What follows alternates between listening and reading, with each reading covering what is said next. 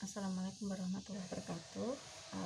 Ini teman-teman, kita akan mengamati pembentukan gas untuk akumulasi hari ke-17 dan 18. Pada kesempatan ini saya juga akan menunjukkan bagaimana mengambil sampel gas untuk diinjeksikan ke gas kromatografi ke GC.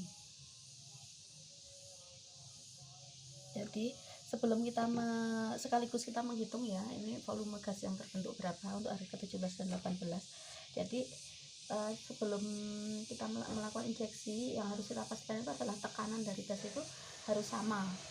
Karena itu kalau sama dengan yang di sini, jadi biasanya kita menggunakan tekanan 1 atmosfer. Makanya ini kita ambil gasnya sekaligus kita ukur berapa volume gasnya, dan kemudian juga sekaligus membuat tekanannya menjadi atmosferik.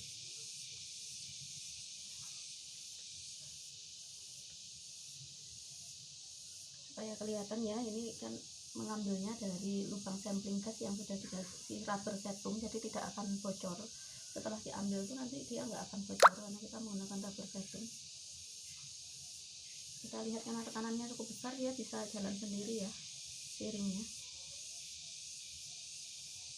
Kita batasi pas 60 sesuai dengan kapasitas maksimal siring. Kita ambil, kita tekan bagian rubber setingnya supaya tidak lepas, tidak rusak, tidak lepas dari lemnya. Ini 60.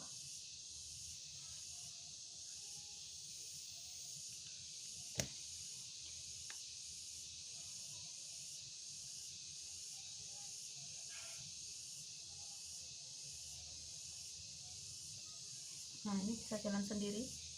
Ini yang kedua ya.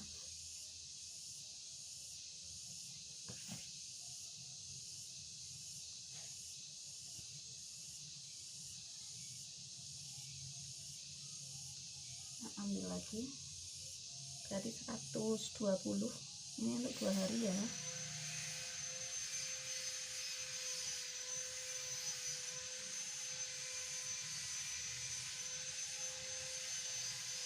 Ambil lagi, masih bisa jalan sendiri, tapi sudah mulai pelan.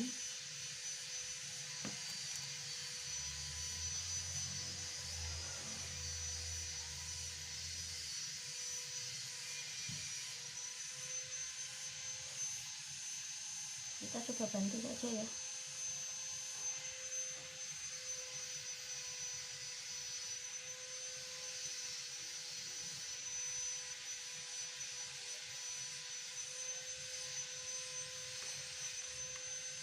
(180 ya, 60 kali 3.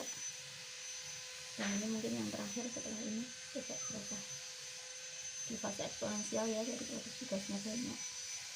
Kita lihat yang sekarang, tinggal menghabiskan sampai tekanannya 0 gauge pressure ya, sama dengan 1 atm. Ini sudah kita dapatkan 30, berarti 180 ditambah dengan 30 berarti 210 ml. Dan walaupun ini karena ini sudah 0, berarti tekanannya sudah atmosferis. Nah, ini biasanya tekanan atmosferis ini digunakan untuk injeksi pada GC. Jadi untuk mengambil sampel gas untuk diinjeksikan ke GC, saya menyarankan untuk menggunakan high pressure gas siring seperti ini.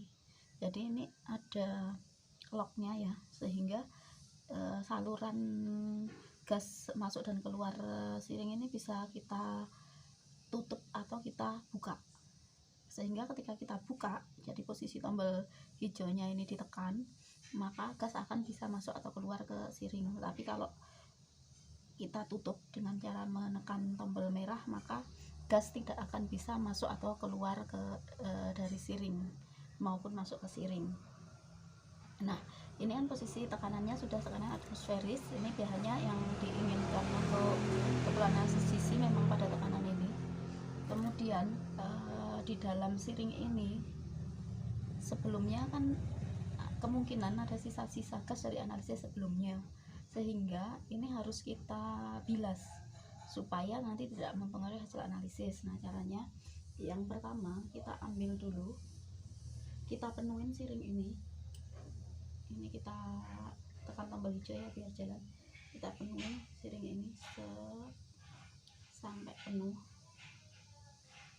kemudian kita keluarkan gasnya semua. Nah, setelah itu kita bilas lagi ketika kita analisis. Jadi cara bilasnya itu biasanya untuk analisis sisi kita memerlukan sebanyak 0,25 sampai 0,3 mili. Kita bilas misal sampai 1 mili, sampai volume 1 mili ini kita ulang-ulang.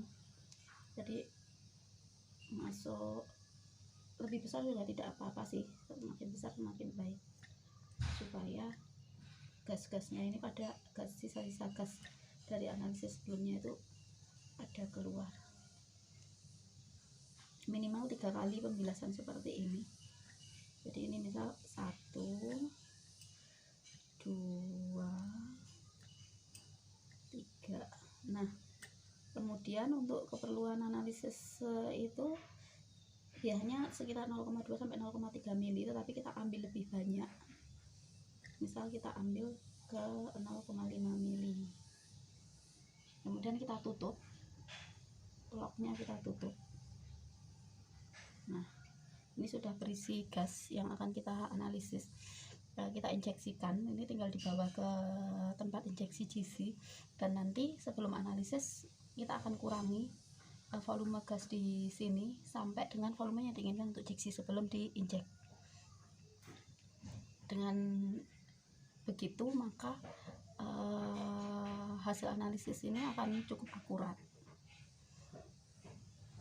Bagaimana kalau kita tidak memiliki high pressure siring? Saya menyarankan untuk menggunakan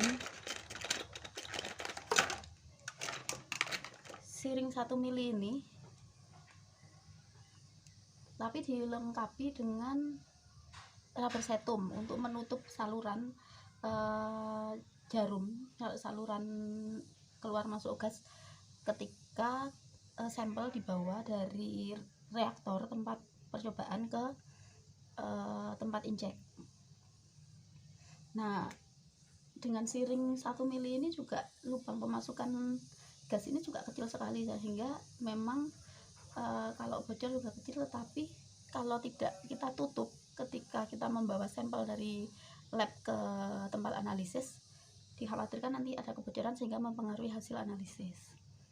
Caranya sama, kita bilas.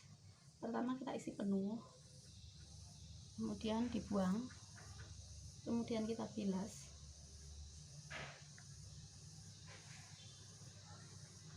Satu, dua, tiga, minimal 3 kali ya. Kemudian kita ambil gasnya dan langsung kita tutup dengan menggunakan rubber setum.